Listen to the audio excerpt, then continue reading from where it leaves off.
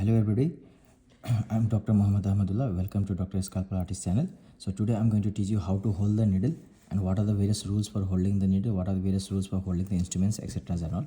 So just look here. So here, as you have already explained, you know very well this is the needle holder, right? So how to hold you will be using the fourth finger in one ring and the first finger in the one ring. That is ring finger in one ring and thumb finger in one ring, and the third finger will be supporting the ring where you are having the ring finger, that is the middle finger.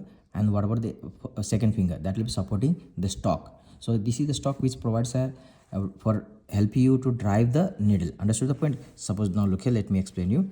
So if this is how you have mounted the needle, right? I'm driving it, right? So this is how it helps, right?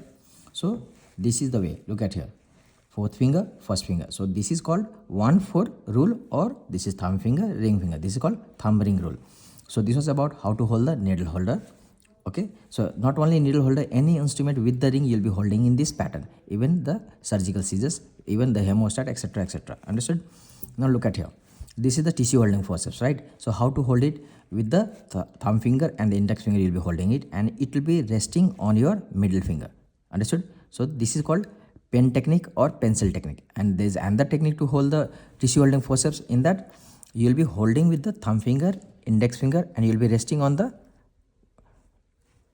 ring finger. So this is called as chopstick technique. And the other one is you'll be holding with thumb finger on one side, one arm of the tissue holding forceps, and the other fingers will be on the other side, right? So this is called as fiddle bow technique. Understood? This is the fiddle bow technique. This is the pencil technique or pen technique. This is the chopstick technique. So this was about how to this was about the technique how to hold the tissue holding forceps, whether it is traumatic, whether it is non-traumatic, etc. And about the scissor, I have already said you, that is 1-4 rule will be there. Understood? Now,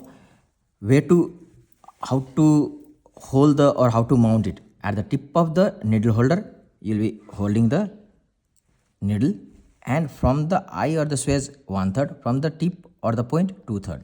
Understood? And that should be perpendicular. Longitudinal axis of the needle should be perpendicular to the longitudinal axis of the needle holder. Means the longitudinal axis of the needle holder should be parallel to your coronal plane. Understood the point? So this is how you are holding. Clear? Now let me teach you one more technique. What is tip to tip technique? Now when we are taking the bite, so look here, this is I am biting. Now this is I am driving. Clear? I have driven it out. Now let me do on the other side. Exactly in front of that.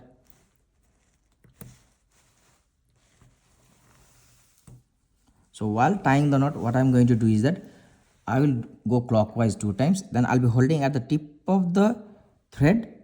Understood? This is the shorter arm, tip of the shorter arm, and the tip of the needle holder. Why it is like that? Now look here. Let me show you the wrong technique first.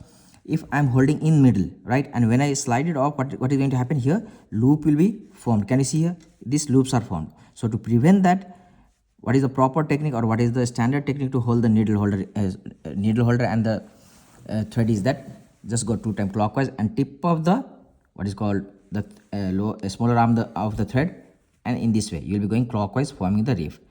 Then you will be locking it. Then again the same thing, that is at the tip. So this is called as tip to tip rule or tip to tip technique. Now how to remove the suture?